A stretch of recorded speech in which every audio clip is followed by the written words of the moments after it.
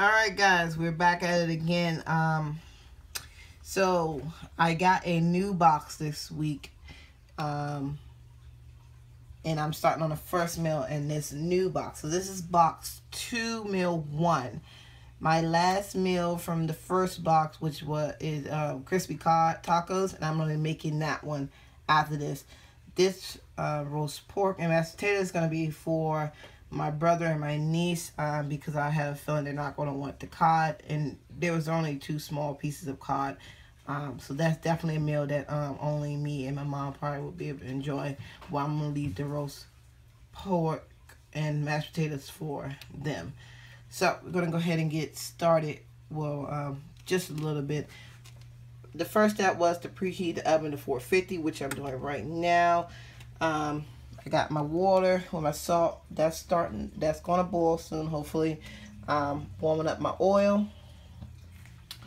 Just go ahead and show you my ingredients. They actually only gave me 1 big potato, which is it's a good size. However, since we like mashed potatoes, and I'm also going to be eating that with my crispy cod tacos, I'm going to add another potato. We got some carrots.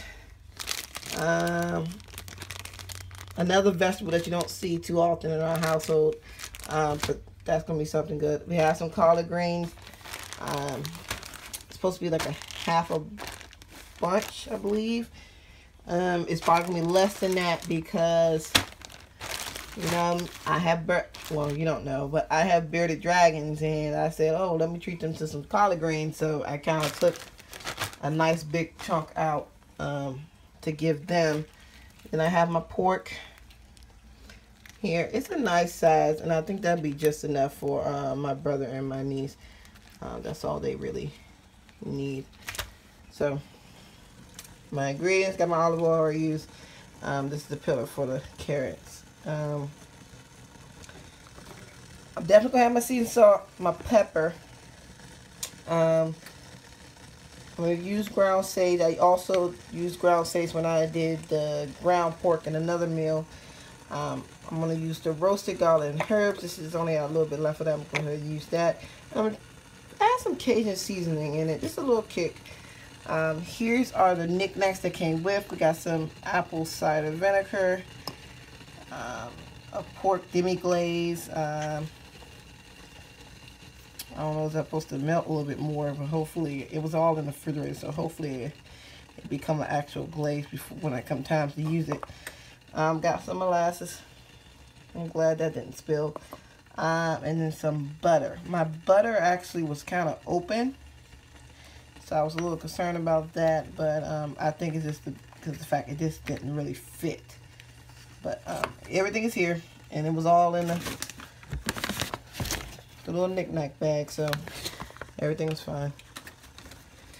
Alright, so I don't know if you can hear it, but it's starting to pick up the boil. I need to swirl this around a little bit. I don't want my oil to get too hot because, like I said before in another meal, that when the oil gets too hot, it kind of cooks it and burns things. So I'm just going to turn this down just a little bit so it can cool before I put them on. So the first step is basically to sear. Ooh, well, burn the paper. It's basically to sear and roast the pork. And it says to line a sheet pan with aluminum foil. Unfortunately, I just found out that I do not have any aluminum foil, but I'm going to go ahead and use this little cake pan, and that'd be good enough because, again, it's a small little piece of pork that needs to be cooked. So let's see, got my oil going. Gonna do the pork. I need to wash my pork 8 to 10 minutes, and then go ahead and I already got the 450 going. Can you see? Yeah. So that's almost ready, and it's gonna roast with 18 to 20 minutes. So that should be fine. And then I'm gonna go ahead and do my vegetables. I'm still debating, do I want to leave the skin on my potatoes? That's not something I normally do. However, I see they do it in this meal. We'll see. I feel like when I start to get to everything, I'll see how I feel. Do I want to leave some of the skin on? And then we're going to go ahead and do the collard greens and the carrots. So this seems like this meal's gonna take a little longer because I see everything is going between oh no, it still says 35 to 45. I guess they want everything to flow because it seems like a lot of stuff gotta cook for 20 minutes. They go down here and it's 16 minutes, and it's like everything is like a good little distance, good little time, I mean. So we'll see. So that's the timer going off. So let me go ahead and get started, because I know my oil is about ready. However, I am not ready with everything. So I'll come back and talk to y'all in a minute. All right, just coming back and do an update. So I just flipped over my pork. Try to get all the sides brown. Just got my potatoes in there. I had to pour out some of the water. I had just a little too much water, so I'm gonna add a little more salt a little later on once I taste the water. Mouth just rinsed off. My collard greens, about to cut those up, and then I still gotta excuse me, still gotta do my carrots, and then we'll see what's next. After I finish with this, it's gonna go into the pan to be roasted. Try not to let it get too done on here. I just want it brown, but I also want to let my seasoning get into it really well. So just was giving an update. I'll be back with y'all in a minute. Alright, just want to come back real quick. So I browned all 4 sides and turned on the sides to make sure I get every little piece brown, because I want it to look good. I don't want it looking white. I want to see, can I stand it up so I can get this in as well.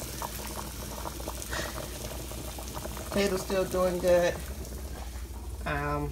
Just finished chopping the carrot. I hope I did everything right. I know it's, like I said, carrot is not a vegetable that you normally see in this house, especially not as fresh as this. So it says peel and dice. So I peeled. And this is I'm probably going to try to get it a little bit more smaller. But yeah, hopefully that works. Again, it's not a vegetable that really is often seen in this house, especially fresh. So, alright. See you later. Alright, so I believe I got all 4 sides done. Since I didn't have room for, I just went ahead and put a little bit of oil in the pan. And I'm going to put it in the oven, which is already hot. And let me turn this down just a little bit while I figure out the next step, which is the collard greens. Alright.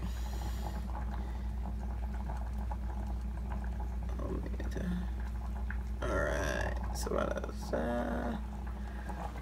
Well, we're almost done with this, so I'm gonna go ahead and put my collard greens and carrots in here. That is the next step. So I'll be back. Alright, so I just drained my potatoes. I added my butter. And also I added just a little bit of milk. That's normally how we do it when we make mashed potatoes. I'm also going to add some pepper as well.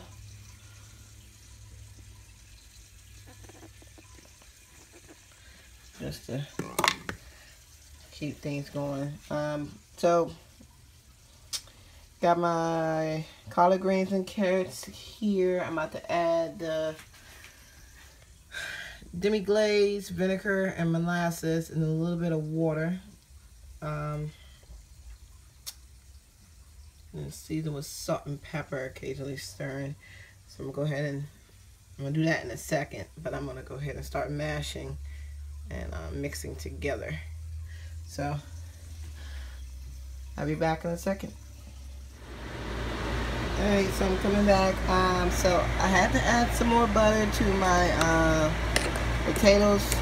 Again, I did add an extra potato because I do like mashed potatoes. So that's still doing good. I added the sauce. A little mishap with me when I was reading the instruction. I thought the collard greens go first, then the carrots, and then the rest of the sauce. but had it mixed up. As the carrots goes first, let them get soft, then collard greens along with the rest of the sauce. So a lot of times my carrots and my greens were done before I added the sauce. So I think they were supposed to cook with the sauce, but it's okay. I'm just going to stir everything up together. I just flipped over my meat. About to get that taken out and we're going to let that rest, and that's it. Alright guys, sorry about the last clip. I had the fan going because whenever I open the oven, a whole nice little heat wave came out, and I didn't want the alarm to go off, so I just went ahead and had the fan just going just to capture every time I open up the oven, because I needed to flip it over. So I believe this is done, definitely. Taste the mashed potatoes, they taste good. It's a little butter just sitting there. I just cut this. I just wanted to see the insides, and I believe this is also done. So just to show you the inside, it's mostly cooked through. It's a tad bit of pink, but I'm okay with that. Like, sorry, I got cut off by a phone call, but yeah, there's a tad bit of pink, not too much. I'm gonna let it sit here in this juice and just cook a little bit more just by sitting here. But yeah, so that should be done. I do have a little piece right here that I'm about to taste. That was on the end. This looks good.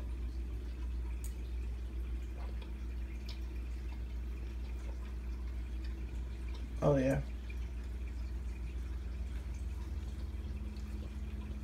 Everything's good. Oh, that's good. I might have to eat the pork roast and leave codfish for my brother, because that was good. That was really, really good. But alright, so this meal is done. I already tasted the mashed potatoes, so that was good. This is really good. Haven't tasted this, but oops. It's really, really. Oh yeah, that molasses is actually pretty good. I'm actually gonna. I didn't cut it all the way through, if you don't notice, but I'm actually gonna pick this up. I'm gonna need both hands. I'm gonna pick this up and set it in the juice before this juice evaporates with the heat. So I'm definitely gonna let this rest. Let this rest in this juice and let it soak it up. But yeah, this is good. This meal is definitely one to be remembered. But one definitely to do again. So let me show you the meal right here.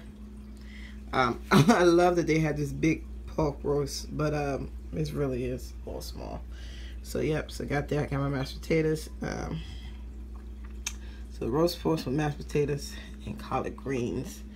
And these are all the greens you need. Something very simple. You know, just a little bit of pork roast, your carrot, roasted potatoes, collard greens, and then your little knickknacks. Which, other than the demi-glaze and that molasses, you should be able to find very easily, or already have in your kitchen. 35 to 45 minutes, which is about correct how long it took me. So here's the steps.